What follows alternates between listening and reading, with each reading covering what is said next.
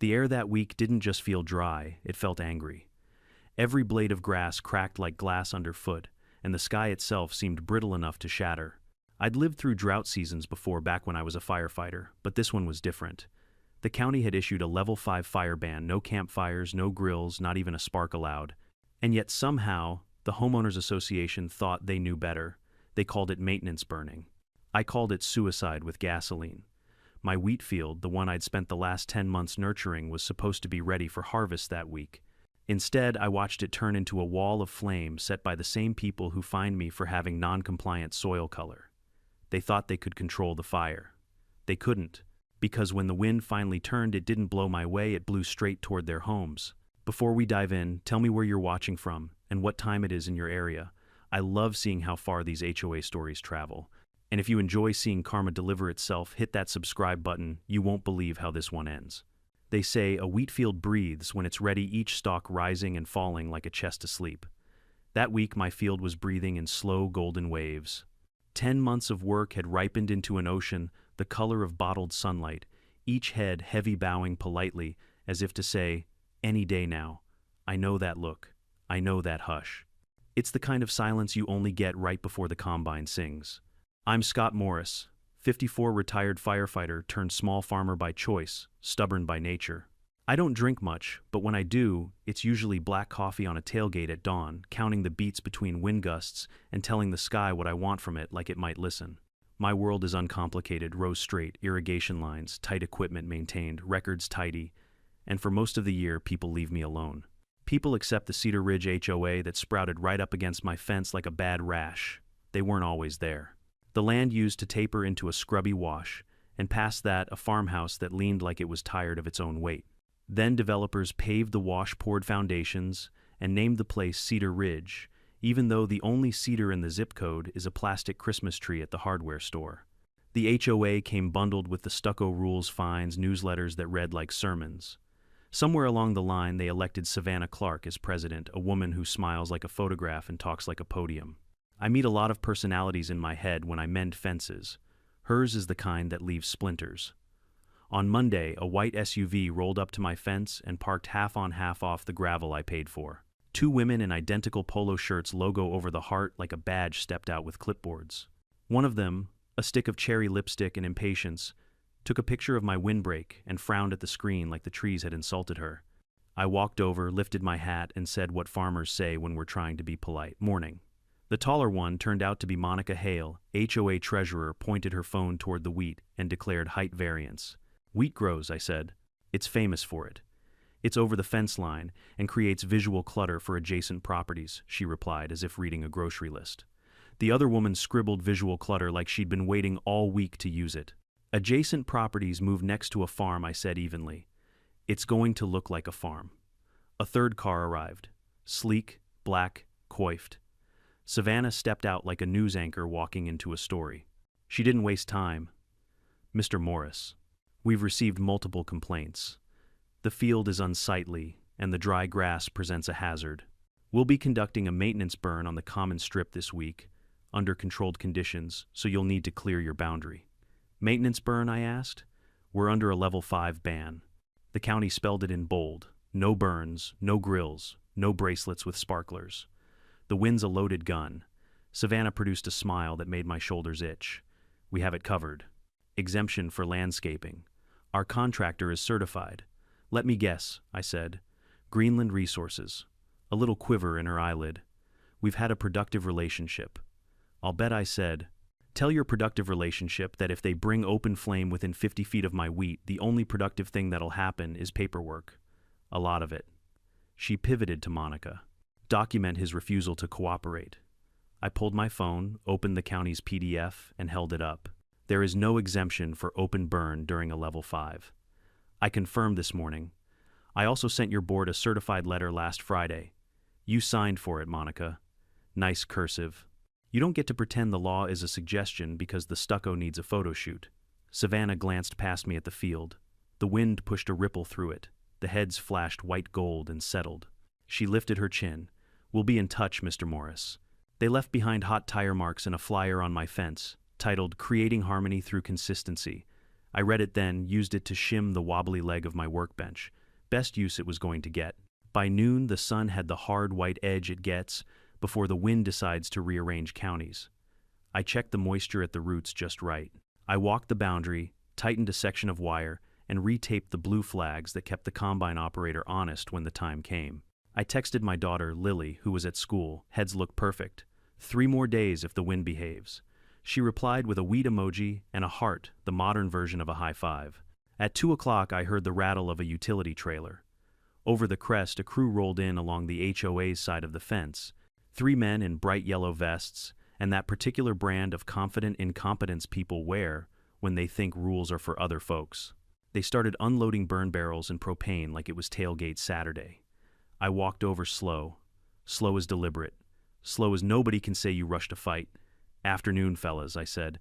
"You planning to light those barrels today?" The oldest of the 3 40-something and sunburned jerked a thumb over his shoulder.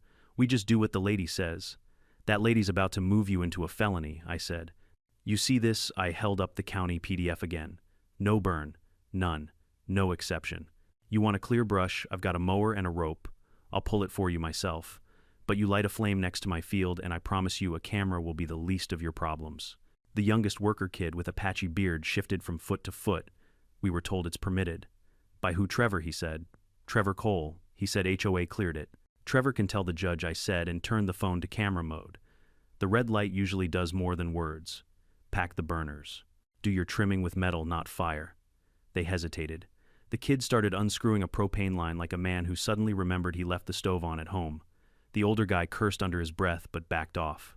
They tossed the barrels into the trailer with the sulking thud of equipment that didn't get to be stupid today, and they drove away. That evening, I sent another email, attached the PDF again, CC'd the fire marshal's office and the HOA board, including Savannah. I included photos, barrels, tanks, the truck's plate. A clean subject line for the jury I hoped I'd never need: "Unauthorized burn prep observed on 6, under county ban." I printed copies and filed them in a manila folder labeled "If, When." Firefighters love contingencies. Retired ones marry them. Tuesday gave me a gift: sunrise sky-washed pink, like strawberries in milk. I took a long lap around the field, heads tight, stems proud. I ran the pump, checked for leaks, and listened to the happy hiss of water under pressure. On the HOA side, someone had laid a line of gravel, so new it still smelled like the quarry, and stuck little white flags that said "Restoration Zone," as if the ground were a patient in recovery. No crew, no barrels. I let myself breathe.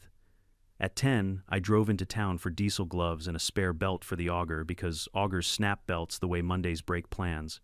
I was gone 90 minutes. When I turned onto my road, I saw a black scorch at the corner of the common strip 20 feet from my fence, a long oval of cooked weeds and gray ash like a tongue stuck out in mockery.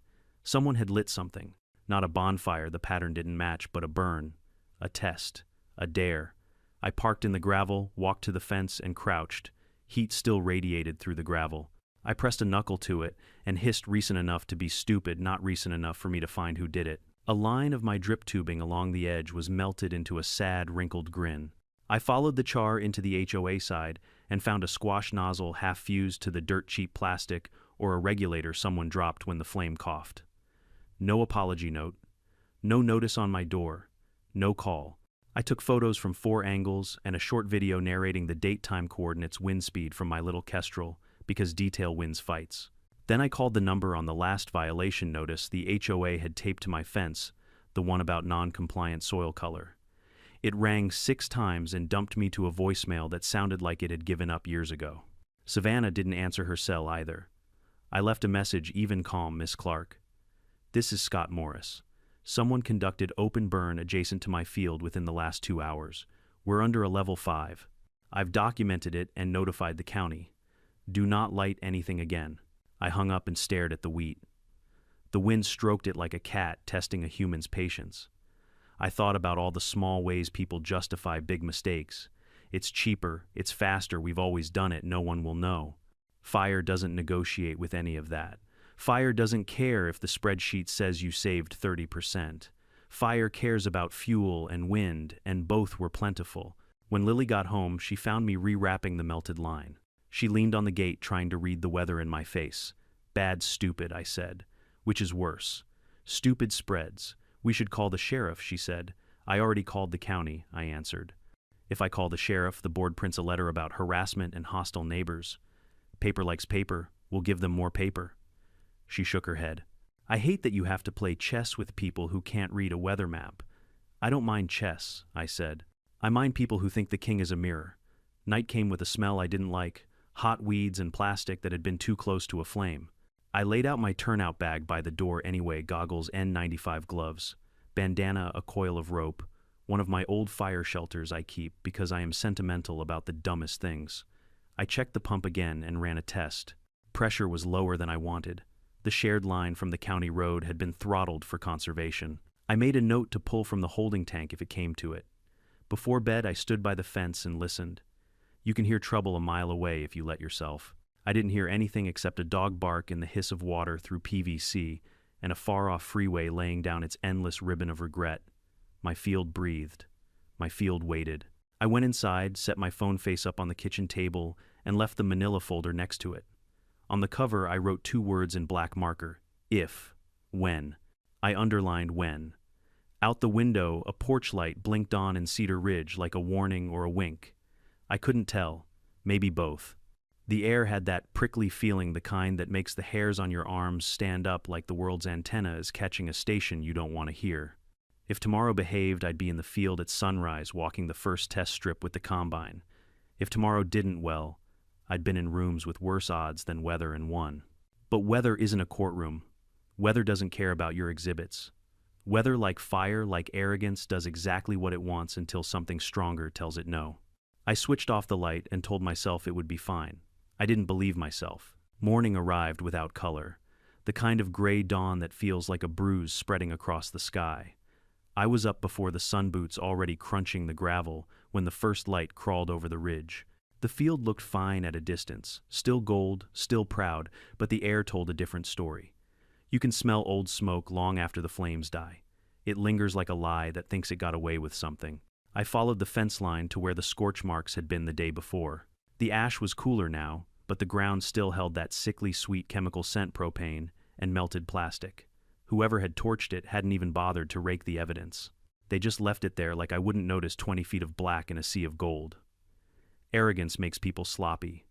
I crouched and brushed my fingers over the soil. Fine gray powder drifted off my gloves, caught the wind, and disappeared into the morning haze. There's a moment when anger turns into something sharper focus. That's where I was. I took more photos, set a marker flag, and began measuring distance from the ignition line to my property. 14 feet, 8 inches. Close enough that one gust could have turned it into a tragedy. I filed that number away. When I got back to the house, there was a voicemail blinking on my phone. Mr. Morris, this is Monica Hale from Cedar Ridge. We've received notice of your concerns. Please be aware the HOA is conducting authorized vegetation management to protect the community.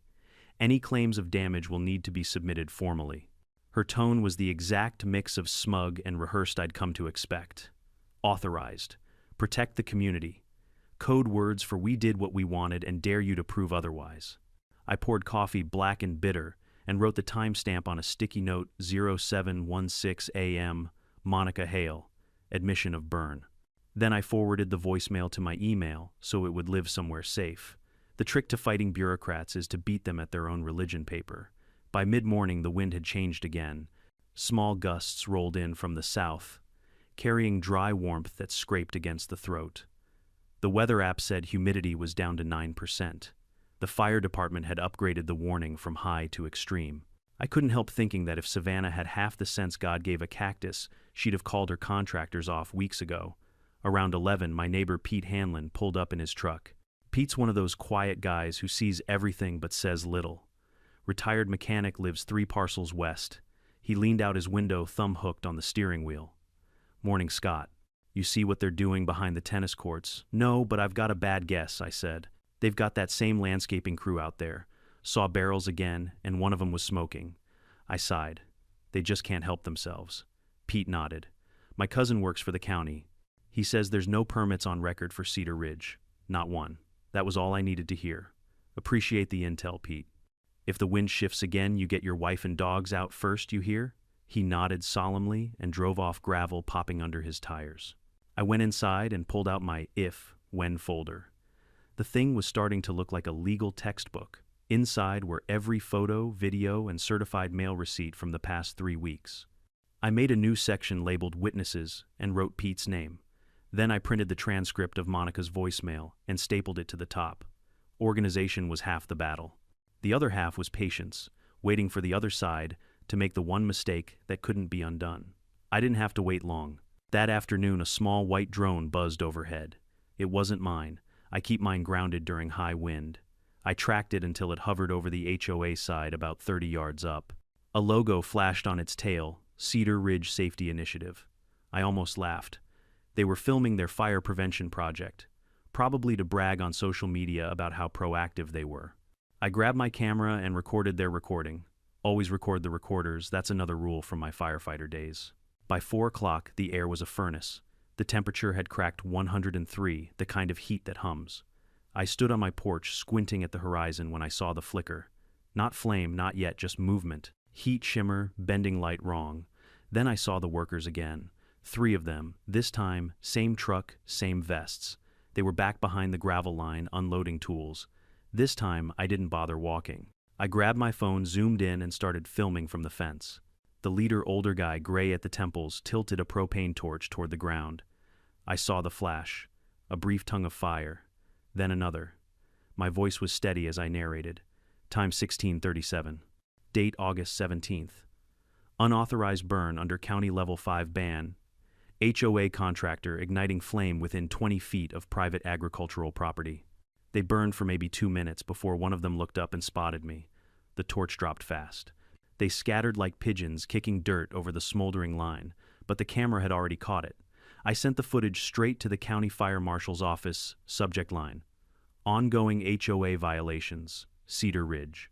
Within minutes, I had an automated confirmation email. At least someone's computer was paying attention. I walked the field again that evening. The shadows stretched long, thin as worry. My wheat was almost ready, the heads tight, bending low under the promise of yield. A week more, and I'd be harvesting. A week more, and all of this would have been behind me. But peace has a way of attracting people who can't stand to see it. I sat on the back porch, sharpening a sickle I hardly used anymore. The sound of steel against stone is calming if you've lived through sirens. The world quieted around me, crickets tuning up the faint buzz of power lines, the far-off laughter of kids from the subdivision. For a minute, I almost forgot there was a war brewing at the fence line. Then my phone dinged. New email. Subject violation notice. Property code 4.12. From Cedar Ridge, HOA, Mr. Morris. Our records indicate that your property contains overgrown and combustible vegetation in violation of community safety standards. Please address this issue within 48 hours to avoid fines or escalation. Cedar Ridge HOA Safety Committee. I read it twice, then laughed loud enough to scare a crow off the roof. They burned my property and now they were fining me for it. I hit reply. Dear Savannah, thank you for the notice. I'll be sure to include it in my official complaint to the county, which now includes photographic evidence of your contractors violating the fire ban within sight of your so-called safety committee. Sleep well. Scott Morris. I didn't expect a response. Bullies prefer monologues. That night, Lily sat across from me at dinner, pushing pasta around her plate. They're not going to stop, are they? She asked. No, I said. They think they can't be touched. Then what do? Same thing you do with fire. Starve it, contain it, and wait for it to eat its own fuel. She smiled faintly. You sound like Grandpa. Yeah, I said. He'd have hated these people. Outside, the wind rattled the windows like someone testing the lock. I didn't like that sound.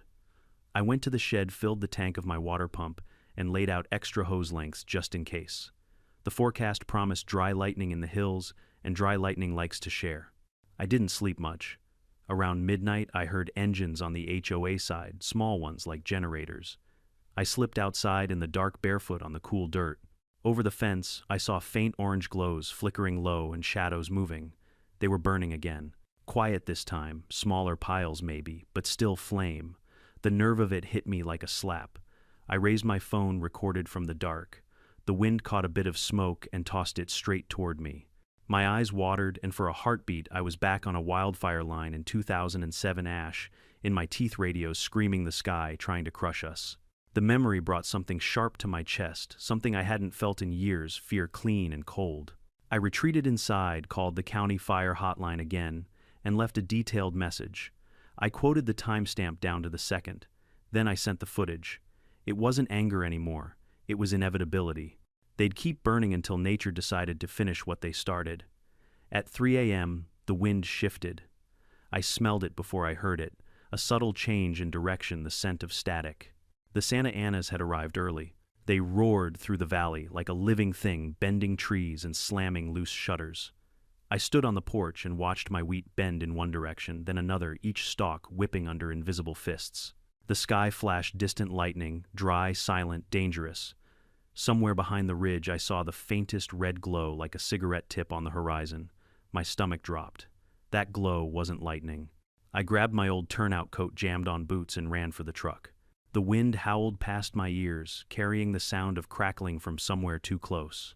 When I rounded the bend toward the eastern fence line, I saw it flames creeping along the brush, eating their way toward the field, exactly where the scorch marks had been. The HOA's last little maintenance burn had come back to life. Son of a, I gunned the engine, raced to the water pump, and fired it up. The pressure gauge trembled barely above half. Not enough. I ran the hose anyway, spraying the edge of the fire line, but the wind laughed at me, tossing embers into fresh tinder. The flames hissed, retreated, then came back angrier. From the far side, I could hear shouting voices from the HOA district, maybe the contractors, maybe Savannah herself. I couldn't make out words over the wind, but I heard panic. It was the sound of people realizing too late that control was an illusion. Lily appeared at the porch in her robe, phone in hand. "Dad," she yelled. The wind look, I looked up. The embers weren't drifting north anymore. They were arcing west, straight toward the HOA. The fire I'd been fighting for hours finally found new fuel. And this time, it wasn't mine. It started with a sound I'll never forget, a low, guttural moan rolling across the valley like the earth itself, exhaling after holding its breath too long. That's how the Santa Ana winds announce themselves. No warning, no mercy, just a hard slap that rips the quiet right out of you. By the time I made it back to the porch, the wind had turned vicious. My wheat field bowed in waves under its force, like a sea of terrified dancers trying to escape the flame line advancing behind them. From the ridge, I could see it clearly now, a long shimmering wall of orange devouring the slope behind the HOA's maintenance area. The fire was alive, snapping, snarling, moving fast. Every gust pulled it forward 10, 20 yards at a time. I'd been through firestorms before, but this was different. This wasn't a random lightning strike or a spark from some drunk camper. This was man-made arrogance being answered by physics, and the fire had just found its revenge. "Dad," Lily shouted from the porch. The fire's at the fence. I sprinted back toward the pump, praying the water pressure had built up. The gauge still hovered low, but it was all I had. I yanked the hose, aimed at the fence line, and opened the valve. A thin jet sputtered out hardly enough to wet the dust, let alone fight a fire. I swore under my breath, then turned toward the field. Flames licked the base of the wheat, now feeding hungrily on dry stalks. They spread faster than a man can curse, 5 feet, 10 feet, 15. The wind howled louder. Sparks spiraled upward, carried toward the very houses that had been built too close to my land. "Lily, get to the truck," I yelled. "I'm not leaving you now." She hesitated for half a heartbeat, then ran. I could hear her shouting into the phone, 911, I hoped, but even that felt like shouting into a storm that didn't care.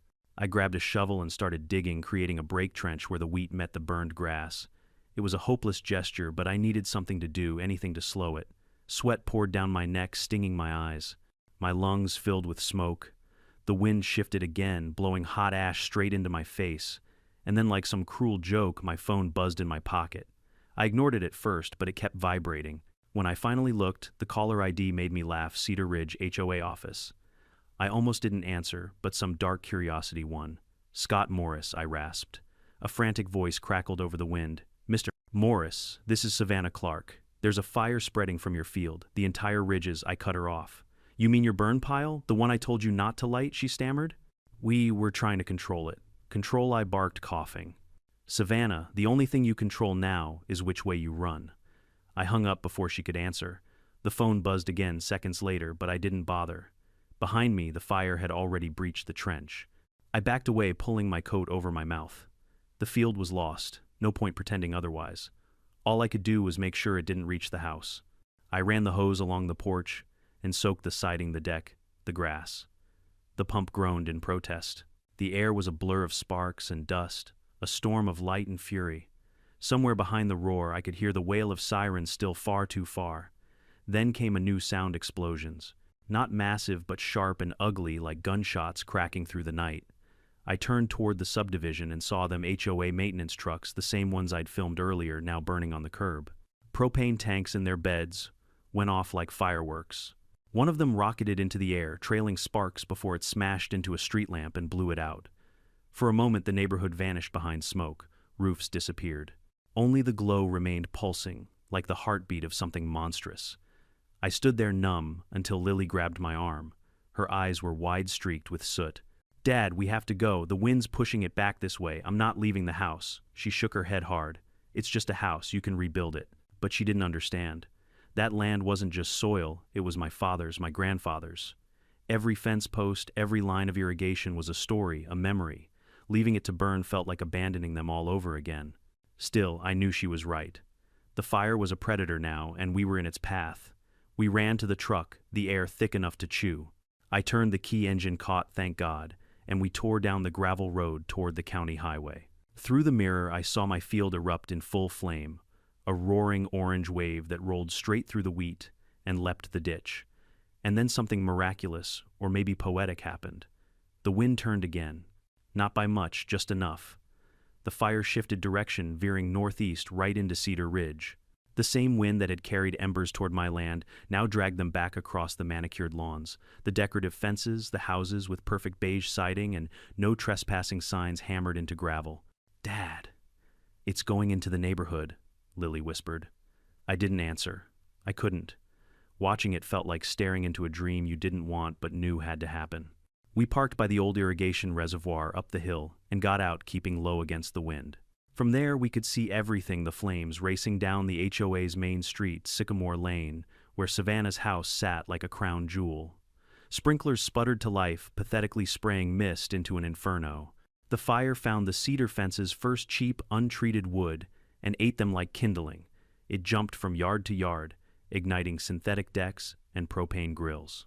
One spark landed on a row of SUVs, and within minutes the entire cul-de-sac was a river of fire. I could see silhouettes of people running, some dragging hoses, others clutching pets or boxes. A few cars tried to flee headlights, cutting through smoke, but visibility was gone. The fire had become a moving wall, alive and furious. Savannah herself appeared at one point, recognizable even from a distance by her red blazer, now half torn, half glowing in the light. She was yelling at someone, waving her arms, trying to coordinate as if HOA bylaws could order the fire to comply. But the flames didn't care about her authority. They swallowed her perfect landscaping, her ornamental fountain, her entire illusion of control. I watched as the clubhouse roof caved in sparks, shooting skyward like fireworks on the 4th of July. For a long moment, all I felt was silence inside. Not triumph, not revenge, just silence. Lily touched my hand gently. "Are you okay?" I nodded slowly. "I warned them, Lil. I did everything right. I filed the papers, made the calls, sent the letters. They didn't listen. They never do," she said softly. Down below, the fire engines finally arrived, sirens howling through smoke. Crews jumped out, dragging hoses, shouting commands. Water hissed against the blaze, but most of it turned to steam before it hit the flames. The wind was too strong, the heat too fierce. I saw one firefighter stumble near a hydrant and recognized the shape of his helmet, the same design I'd worn 20 years ago. For a heartbeat, I almost ran down to help, but Lily stopped me. "Dad, you've done enough." She was right again. We stayed there until the horizon started to dim. The sky, once orange, faded into a sick gray blue. The fire began to lose its fury, eating what fuel it had left. What used to be Cedar Ridge was now a sprawl of blackened outlines. Only chimneys remained pointing upward like accusations. When the last flare died, the valley went utterly still. No wind, no sound, just the smell, the thick, choking reminder of what pride costs. Lily leaned her head on my shoulder. "It's over," she whispered. "Not yet," I said. "They'll still try to blame us." She looked up. "But you have proof." "Proof doesn't always matter," I said quietly. "But this time, maybe it will." As we drove back toward the house, the first droplets of rain began to fall, tiny, warm, almost apologetic. The storm that could have saved everything came too late, as it always does. It hissed against the cooling ashes, little puffs of steam rising where drops met ruin. When we pulled into the driveway, the front yard was coated in soot, but the house stood. The pump still ran, stubborn as its owner. The air smelled of smoke and metal, and something faintly sweet, the strange perfume of burned wheat. Lily stepped out and stared toward the ridge, where faint lights from the fire crews blinked through the mist. "Do you think they'll rebuild?" she asked. "Some will," I said. "Some shouldn't?" She looked at me confused. "What about Savannah?" I exhaled slowly. I think tonight she learned what control really looks like. I didn't say the rest, that the only thing you ever control in a fire is what you lose first. The next morning, when the county trucks rolled through and the reporters showed up, they found me standing by the fence again, just like always. My field was gone, yes, but my house stood, and the truth was about to stand with it. The fire that destroyed my crop hadn't just burned my land, it had rewritten the balance, and the story of Cedar Ridge was only just beginning. When the dawn finally came, it didn't look like morning. The light was wrong, pale orange, bleeding through a haze that felt too heavy to be fog. The world smelled like a burnt nail, my throat ached, and every breath carried the taste of iron and ash. From my porch I could see it all. My wheat field, once gold and full of life, was now a black desert, ridges of cracked soil, the ghost outlines of where irrigation lines had run. A few stubborn stalks still stood charred, but upright, like soldiers who hadn't realized the war was lost. For a while I just stood there, coffee in hand, letting the steam mingle with the smoke curling off the ground. The silence was the worst part. No birds, no insects, not even the sound of the wind that had started it all. The fire had burned away noise itself. Lily stepped outside, wrapped in a hoodie 2 sizes too big. Her face was pale, her eyes rimmed red from smoke and sleeplessness. "Is it really over?" she asked softly. "For us, maybe," I said. "Not for them." I nodded toward the ridge where the HOA subdivision had been. A column of gray smoke still rose from that direction, twisting lazily into the brightening sky. Every now and then, the wind would carry faint voices, firefighters shouting, engines, revving, someone crying. The radio on the porch crackled with local news. The Cedar Ridge community suffered extensive damage overnight, as strong winds reignited embers from a previous controlled burn. Preliminary reports suggest the original fire began on HOA-maintained property. Multiple homes are confirmed, destroyed. I turned it off. I didn't need to hear the rest. I'd lived it. Around 8, a white pickup pulled up the driveway. Logan Pierce climbed out, same old worn jeans, clipboard under one arm, camera around his neck. He'd spent 30 years as a county fire investigator before retiring, but once a firefighter, always a firefighter. "Jesus, Scott," he muttered as he looked over the field. "It's like a damn war zone." "Yeah," I said, "and the enemy never even knew they were in one." He crouched, sifted some ash through his gloved fingers, then shook his head. "Burn pattern's clear. It started over that fence line, no question. You can even see where it jumped, the heat's different on your side." This was fresh oxygen feeding old embers.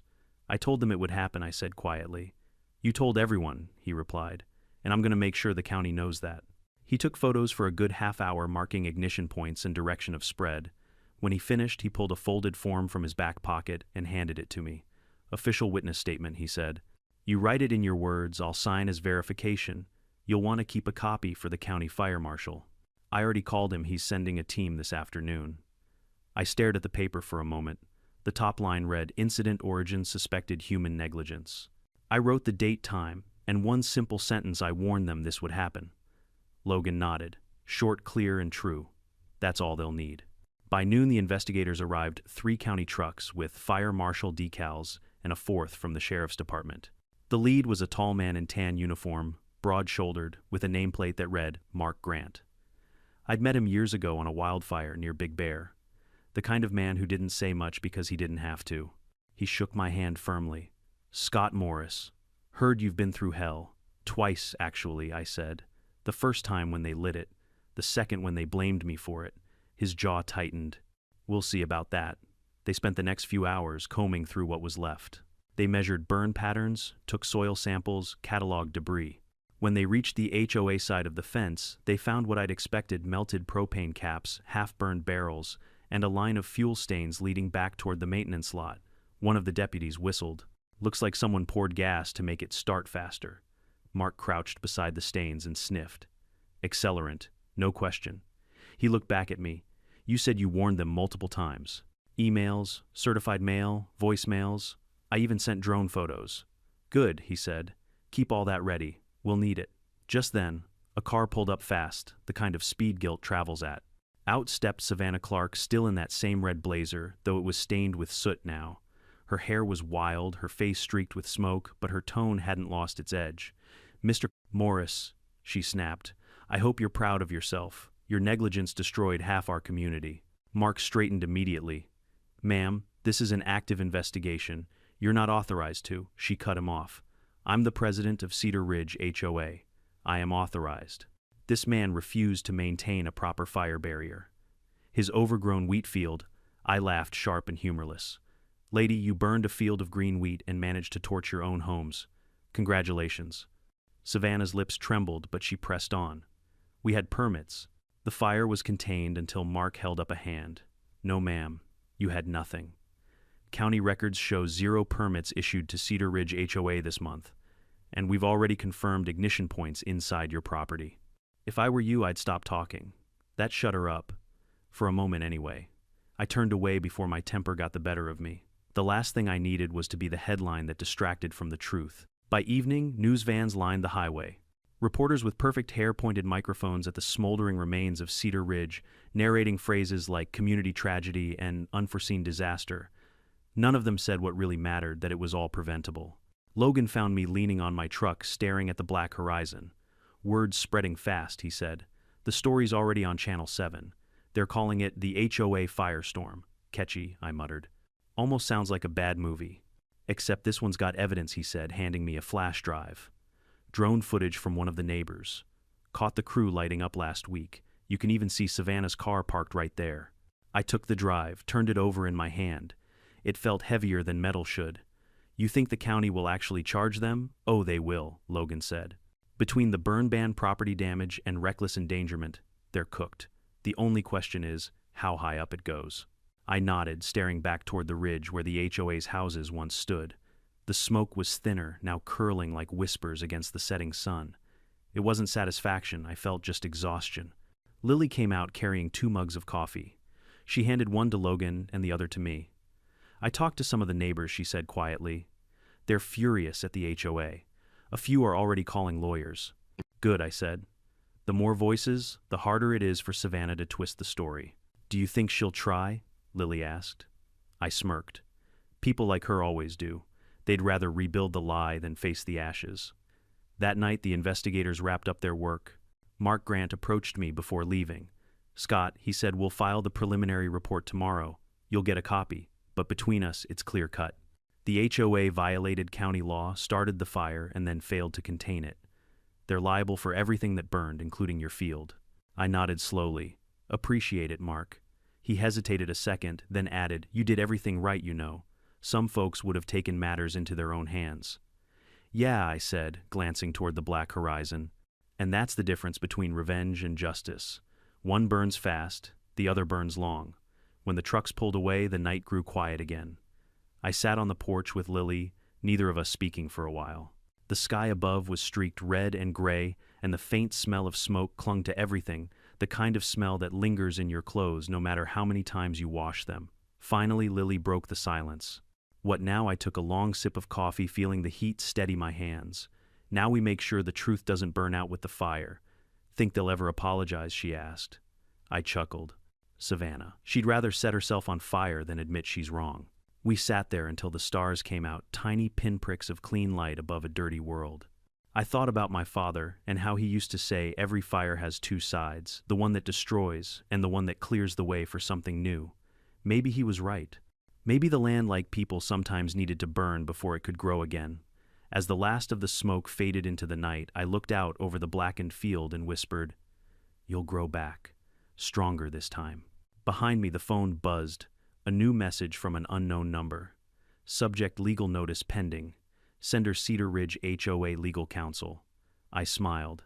The war wasn't over yet, but for the first time I knew which side the wind was on. By the next morning, Cedar Ridge was swarming with uniforms, clipboards, and cameras. County fire marshals in yellow vests walked every inch of the burned perimeter, marking ignition points with red flags that looked almost cheerful against the black ash. Deputies from the sheriff's office stood at the cul-de-sacs, keeping curious residents back behind tape. Every few minutes, a drone hummed overhead, scanning the wreckage from above. From my side of the fence, I watched it all unfold, like a man studying a battlefield he hadn't meant to win. The news vans had multiplied overnight. They lined the street like vultures, logos from KCN News, Fox 13, even Channel 8 Sacramento, all broadcasting the same looping footage: burned houses, melted cars, and my name scrolling across the bottom of the screen, in white letters. Local. Farmer claims HOA ignored fire ban before blaze. Lily brought me a print copy of the Maple County Chronicle, still smelling of fresh ink.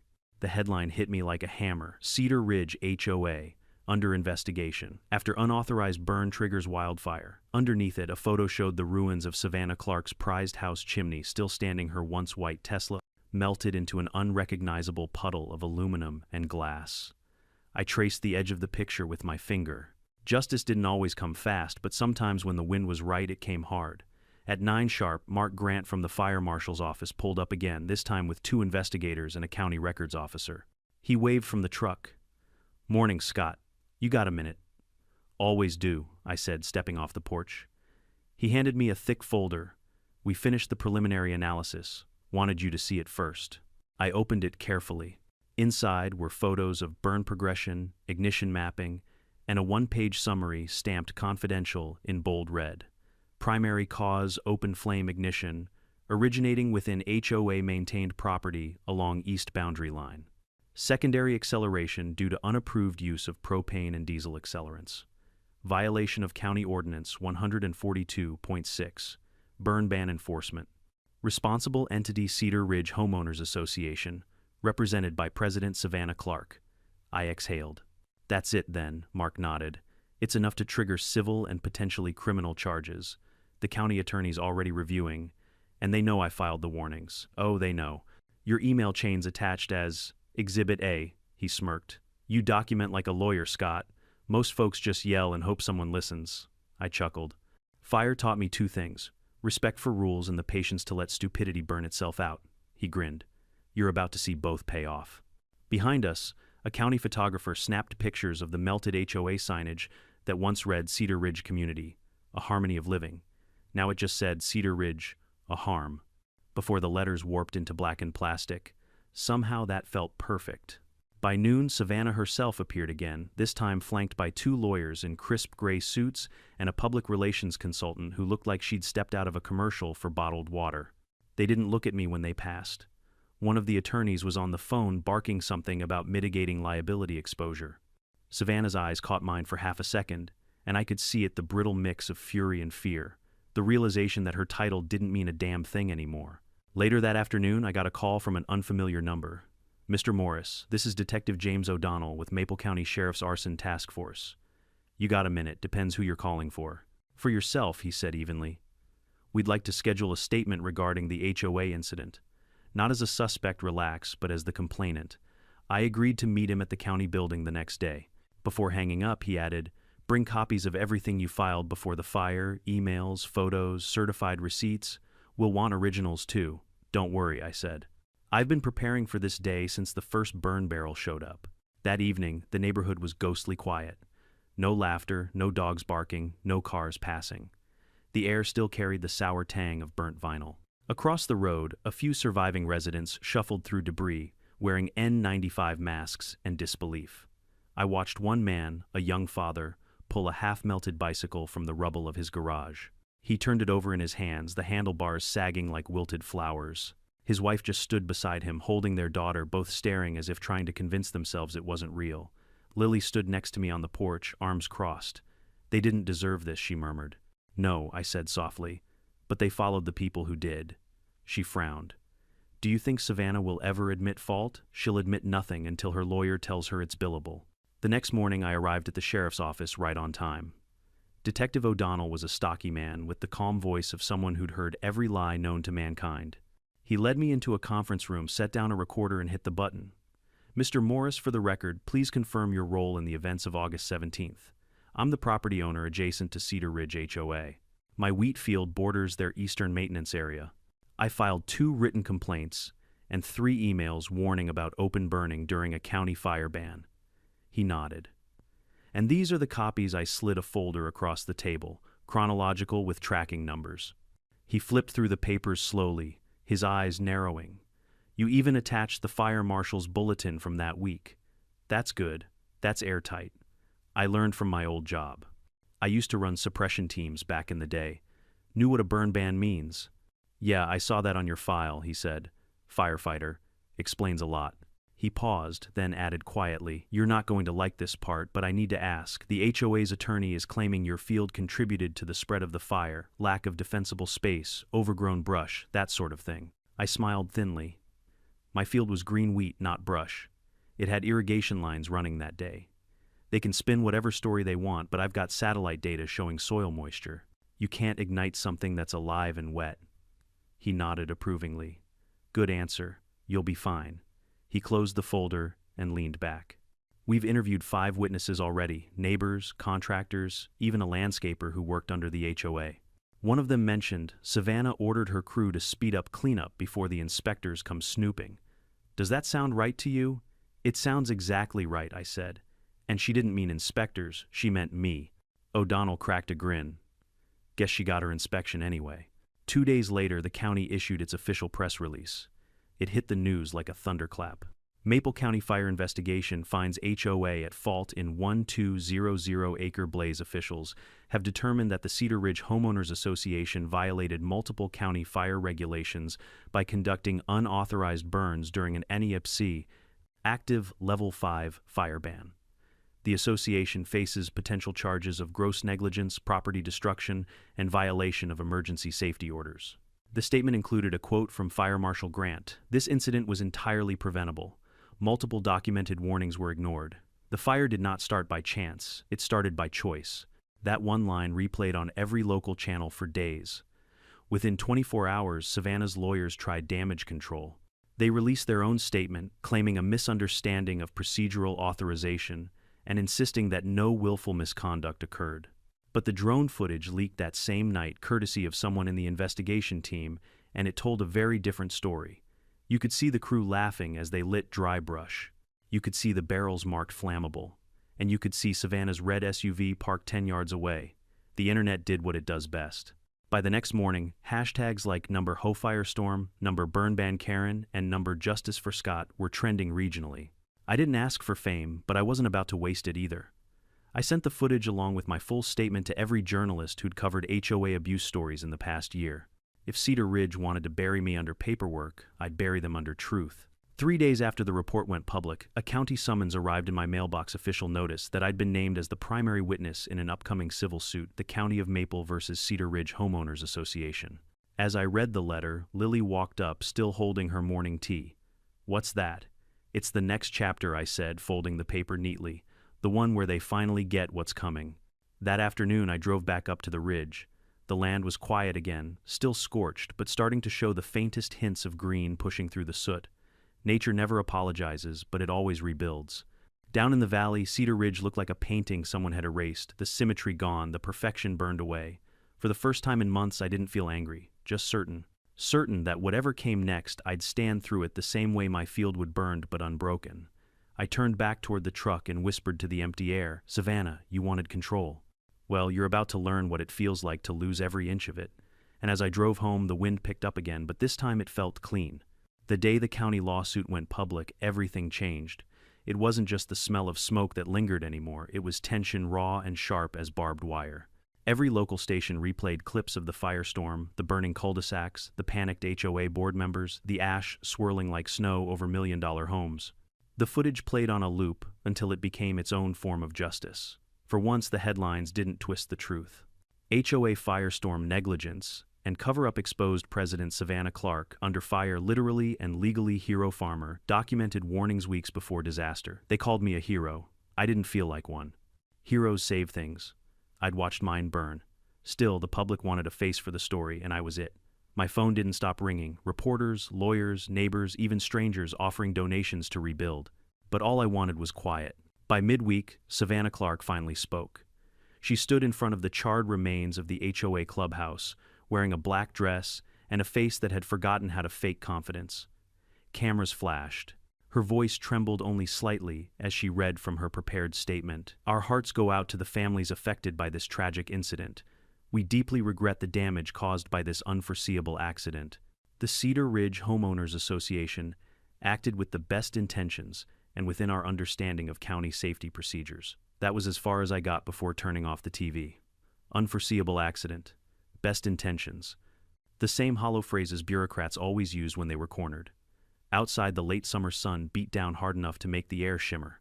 I was mending a section of melted fence when a car pulled into the drive, a Silver County sedan, clean official, and carrying a man with purpose written all over his posture. He stepped out and extended a hand. "Mr. Morris Detective James O'Donnell Arson Task Force. We met briefly last week." I wiped my hands and shook his. "You found something." He nodded. "More than something." We walked the fence line together, as he explained. The investigation had uncovered internal HOA communications, emails, meeting notes, even text messages. Turns out, Savannah and her vice president, a smug insurance adjuster named Darren Lowe, had pushed for the controlled burns to cut landscaping costs. They'd even bragged in one message about saving the HOA $10,000 a month on brush clearing. But the real smoking gun, he said, was a recording a 37-second voice memo recovered from a contractor's phone. He played it for me right there on the spot. "We'll light it up tonight while the wind's calm. Just keep it contained by the fence. If it gets close to Morris's property, we'll blame his overgrowth." "He's always filming anyway, say he made it worse." Savannah's voice. Calm, deliberate, unmistakable. For a moment, all I could do was stare at the horizon. My hands clenched around the fence wire until it bit my palms. "She planned it," I whispered. "She did," O'Donnell said. "And now we have her voice admitting it." He slipped the phone back into his pocket. "The district attorney's office is preparing criminal charges. Negligent arson, property destruction, falsifying safety documents. This isn't just civil court anymore, it's criminal." "Good," I said quietly. "About damn time." Word spread faster than wildfire ever had. By the next day, every media outlet from Sacramento to San Diego was covering it. The internet dubbed Savannah the HOA pyromaniac. Memes flooded social media, one of her photoshopped as the Statue of Liberty, holding a flaming torch that said HOA permit. I didn't laugh. None of it brought my field back. Still, it was satisfying to watch the mighty crumble. Then came the unexpected letters from homeowners who'd once ignored me, even mocked me now, asking for forgiveness. "Scott, we should have listened. I'm sorry for doubting you. My house is gone, but I want to help you rebuild." Forgiveness is a strange thing. It can't grow in fresh soil. It needs ash, regret, and time. I didn't reply to most of them, but I kept the letters. Every apology was another seed planted in burned ground. 3 nights later, I was closing up the shed when I saw headlights pause at the end of the drive. A lone SUV idled there for a long moment before the door opened. Savannah. She stepped out slowly, eyes sunk in hair pulled back tight.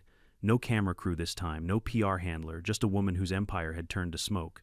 She stood by the mailbox, arms crossed as if afraid to come closer. "I shouldn't be here," she said softly. "You're right," I said. "I just wanted you to know." She swallowed hard. "It wasn't supposed to go that far." I laughed bitterly. "Fire never stops where you want it to." Her eyes glistened, but her pride held steady. "I didn't mean for anyone to lose their homes." "No," I said. "You just meant to teach me a lesson. Make the troublesome farmer comply." She flinched at that, shoulders tightening. "You think I wanted this, I think you wanted control," I said. "You lit a match to prove you could. And you found out control burns both ways." For a long moment, the only sound between us was the hum of crickets. Finally, she whispered, "They're going to destroy me." I stared at her. "Savannah, you did that yourself." She turned away, walking back to her SUV without another word. The taillights faded down the road, red against the black horizon. Lily came out a minute later, arms folded. "Was that her?" "Yeah." "What did she want?" "Forgiveness, maybe." "Did you give it?" I stared at the dark road. "Not tonight." The next morning, my phone buzzed with another update from the county. The district attorney had filed formal charges against Savannah and 2 other HOA board members: reckless endangerment, destruction of private property, and conspiracy to falsify safety permits. Bail was set at $200, $000 each. For the first time since this nightmare began, I felt a sliver of peace. Not joy, not triumph, just balance. But peace is a fragile thing. That evening, a letter arrived in a plain white envelope, no return address, just my name typed neatly on the front. Inside was a single sheet of paper. "You're tearing this community apart. You've made enough enemies, Morris. Let it go before something else burns." No signature, no clue who sent it. Lily read it over my shoulder. "You think it's Savannah, could be one of her cronies," I said. "People who still think the HOA was some kind of religion. What are you going to do?" "Keep every threat," I said. "Every word. Paper's the only thing that doesn't lie." 2 days later, the public hearing began. The courthouse overflowed with reporters and residents. I sat in the front row beside my lawyer watching Savannah walk in wearing a beige suit and that same blank mask she'd always worn during HOA meetings. She avoided my eyes. The DA laid it out methodically, the illegal burns, the ignored warnings, the forged permit requests, the voice recording. Exhibit after exhibit hit the projector until there was nowhere left for her to hide. When the audio clip played in full, the room went dead silent. Even Savannah's lawyer dropped his pen. "We'll light it up tonight while the wind's calm." When it ended, the prosecutor simply said, "No further questions." Savannah didn't look at anyone. She just stared down at her manicured hands like they didn't belong to her anymore. Afterward, outside the courthouse, a reporter shoved a microphone toward me. "Mr. Morris, how does it feel seeing the people responsible face justice?" I paused, choosing my words carefully. "It doesn't feel good," I said. "It feels necessary." That quote ended up everywhere: TV, newspapers, online posts. People called it powerful. To me, it was just the truth. That night, Lily and I sat on the porch watching the stars push through the haze. The land was still dark and scarred, but life had started creeping back. Tiny green shoots poked through the black soil where wheat once stood. "Look," Lily said quietly. "It's growing again." "Yeah," I murmured. "It always does." She leaned her head against my shoulder. "Do you think they'll rebuild Cedar Ridge?" "Maybe," I said. "But it won't ever be the same. Once you've seen your own walls burn, you don't build them the same way again." We sat there a long while listening to the crickets, watching the moonlight glint off the new green. The air was cooler, now softer. For the first time in months, it didn't smell like fear, it smelled like rain. Somewhere out there, Savannah was waiting for a verdict. I didn't wish her harm. The fire had already done that. All I wanted now was for the truth to finish what it started, to burn away everything false, until only what mattered remained. And maybe when the ashes finally settled, we'd all see what was left worth saving. The trial began 6 weeks later, but the story had been burning across the state long before that. By the time Savannah Clark stepped into the courthouse, she wasn't just a disgraced HOA president, she was a symbol. Every news station called it something different. The fire that humbled the powerful, the HOA inferno, the blaze that burned the bylaws. For me, it was still personal. I wasn't there for headlines. I was there for the orchard my father never got to see again, for the field that had fed my neighbors for years, and for the promise that stupidity and arrogance wouldn't be allowed to masquerade as authority anymore. The courthouse itself looked old enough to remember the Great Depression stone walls, creaking wooden doors and ceilings that turned every whisper into an echo. The air smelled faintly of lemon cleaner and nerves. When I walked into the courtroom that first morning, Savannah was already there. She wore gray this time, no more red blazer, no more self-importance. Her lawyer, Michael Trent, stood beside her, sharp suit, slick words, dead eyes. Behind them sat 2 other former board members, Darren Lowe, the insurance adjuster, and Marcy Hill, the treasurer, who'd approved the payments to the fake landscaping company. The judge, Honorable Claire Winslow, entered with a face carved from patience and exhaustion. She was known for handling wildfire and environmental cases. I'd read about her fair, relentless, allergic to excuses. I liked her already. The DA, Rebecca Lane, started strong. She was young, maybe mid-30s, with the kind of calm fury that burns hotter than shouting ever could. She began with a single sentence that silenced the room. "This fire didn't start in the grass, it started in an office." Then she laid it out piece by piece. Emails, budget, cuts, the meeting minutes where Savannah's voice could be heard, saying, "We'll handle it quietly." Next came the drone footage, the same one Logan Pierce had given me. It played on the courtroom screen, like a movie no one wanted to star in. There was the burn barrel, the crew laughing, the spark that started everything. The jury watched in absolute stillness. When the clip ended, Rebecca turned to them and said, "This isn't nature. This is negligence, wearing a name tag." Savannah's lawyer countered with what lawyers always do: deflection. He claimed the HOA had verbal clearance from a county contact that the fire's escalation was due to unpredictable winds, and that I, Scott Morris, had failed to maintain adequate defensible space. He even called me reckless for provoking the HOA with constant surveillance. When he said that, Savannah actually nodded. I leaned toward my lawyer, Lacey Turner, and muttered, "You think it's too late to install sprinklers in my patients?" Lacey smirked. "Don't worry. Their house of lies has dry timber. Let them keep lighting matches." When my turn came to testify, the courtroom felt smaller. Every camera lens seemed to hold its breath. Lacey gave me a nod before I took the stand. "State your name for the record." "Scott Morris." "Occupation?" "Retired firefighter, farmer, father." "Tell the court." "Mr. Morris, what did you see in the days leading up to the fire?" I told them everything. The first scorch marks, the ignored warnings, the emails I'd sent, the voicemail from Monica Hale claiming an authorized maintenance burn. I explained the wind patterns, the moisture levels in my field, the way the flames jumped because of dry brush the HOA had refused to clear. Then Lacey played the voicemail Savannah had left that night, the one where she accused me of negligence while the fire was still spreading. The jury's faces hardened as they listened to her, words echo through the room. "Your field's on fire, Mr. Morris. You need to take responsibility." When it ended, Lacey asked, "How did that make you feel?" I paused, like watching someone crash your car, then hand you the bill. There was a faint chuckle from the back row, quickly silenced by the judge's gavel. Lacey smiled slightly. No further questions. Savannah's lawyer tried to shake me during cross-examination. "Mr. Morris, you admit your property contained flammable vegetation. Everything in this county contains flammable vegetation," I replied. "Even your briefcase if you get close enough to Savannah's torch." The courtroom erupted in laughter. The judge tapped her gavel once, but I caught the faintest twitch of amusement in her eyes. Trent scowled. "You think this is a joke?" "No," I said. "I think it's a tragedy pretending to be an HOA policy." By the time he sat down, his notes looked like confetti. The most damning testimony came 2 days later. The county investigator Mark Grant took the stand with the confidence of a man who had nothing left to prove. He presented chemical analysis reports showing traces of propane and diesel in the HOA's burn area, accelerants consistent with industrial landscaping equipment. Then came the recording, the one O'Donnell had played for me by the fence.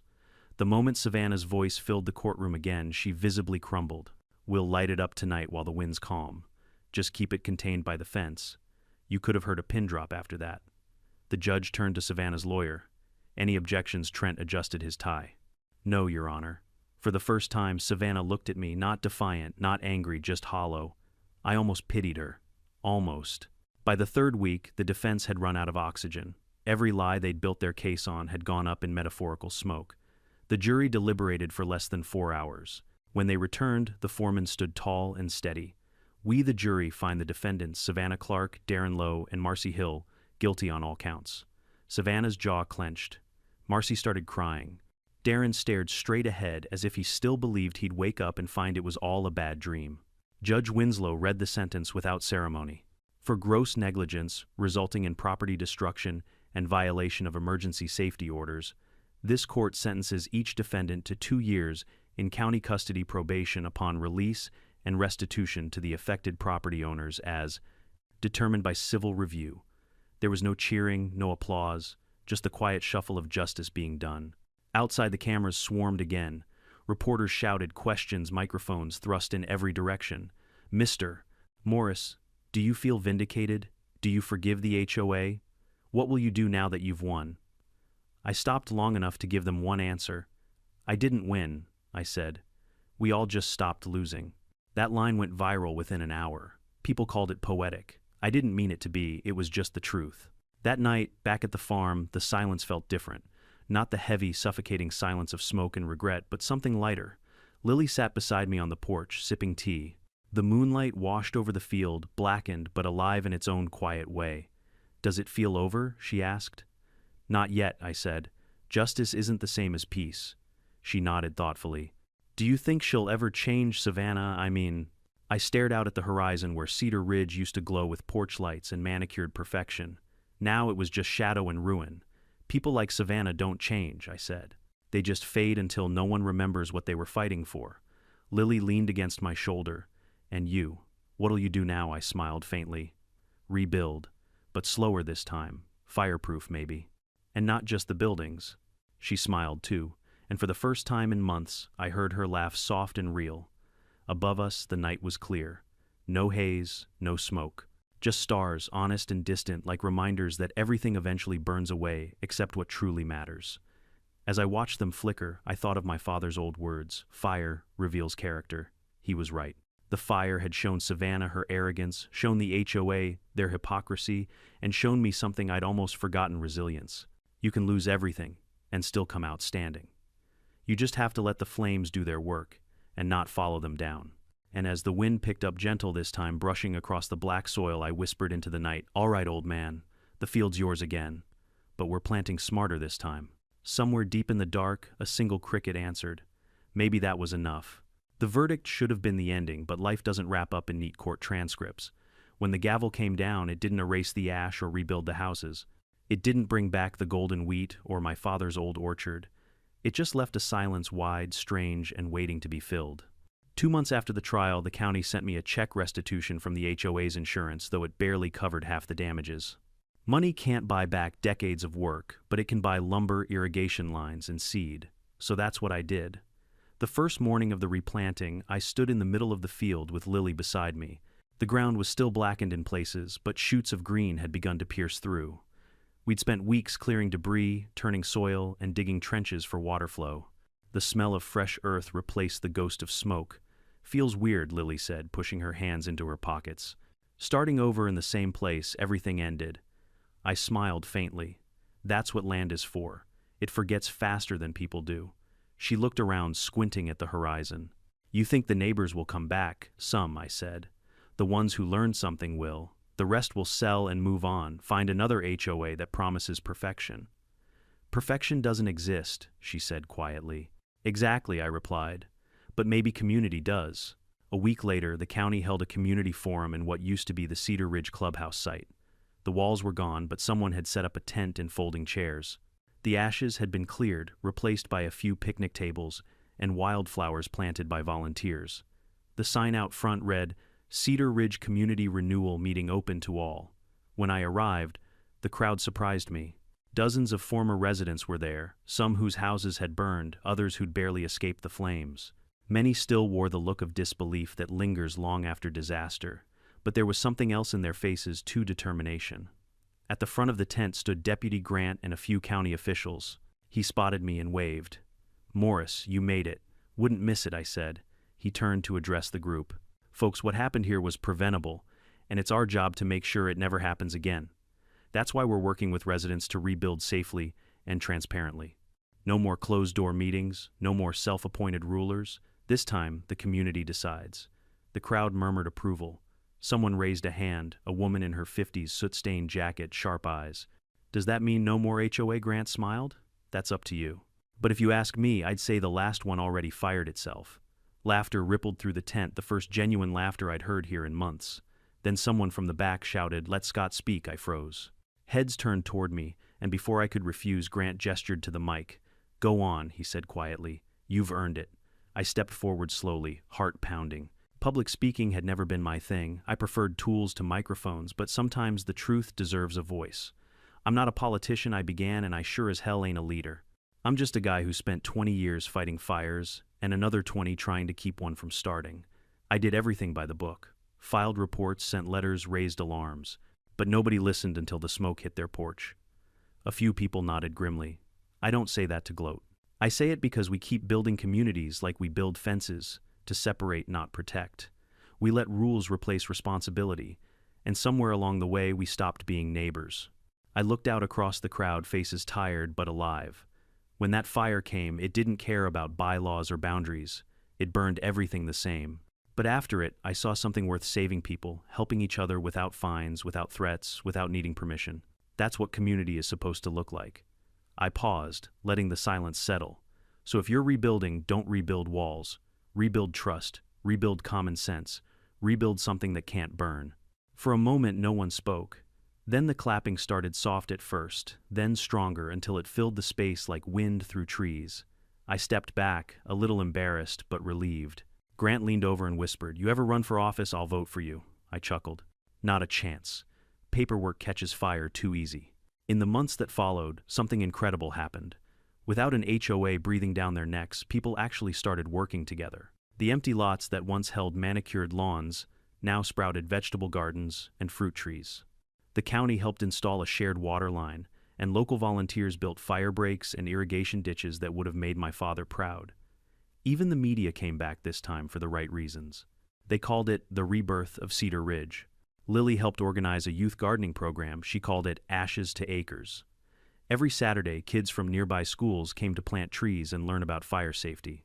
I watched her teach them how to dig proper trenches, how to recognize dry soil, how to listen to the land. One afternoon, she caught me watching and said, "You're proud, aren't you?" I shrugged. "Maybe a little. You're teaching them something. Even the adults forgot respect." She smiled. "Well, someone had to." One day I got a letter from Savannah. Not an email, not a statement through lawyers, a real handwritten letter folded neatly inside an envelope. The return address was a correctional facility 2 counties over. I hesitated before opening it. Scott, I don't expect forgiveness. I just wanted to tell you I finally understand what you meant about control, about fire, about things that spread faster than you can stop them. I lost everything trying to keep power I never deserved. But I read about what you're doing now, about the rebuilding, the kids planting trees. I'm glad someone like you was there to fix what people like me broke. If you ever replant that wheat field, save 1 row for me not to own, just to remember.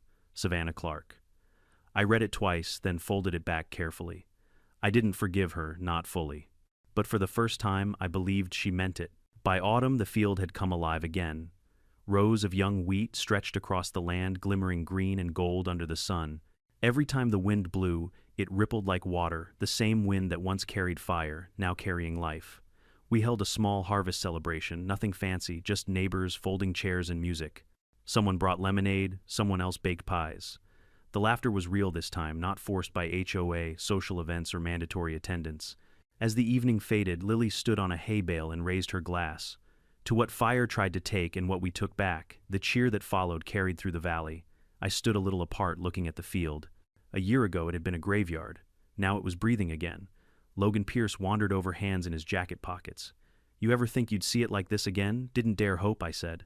Guess hope's like fire too, all it needs is a spark. He grinned. Careful, coming from you, that's a loaded metaphor. Maybe I said, laughing softly. But it's true. When the last of the guests left and the stars began to prick through the sky, I walked to the center of the field. The air was cool, the wheat whispering like old friends. I knelt, scooped a handful of soil, and let it run through my fingers. The ground was soft again, forgiving.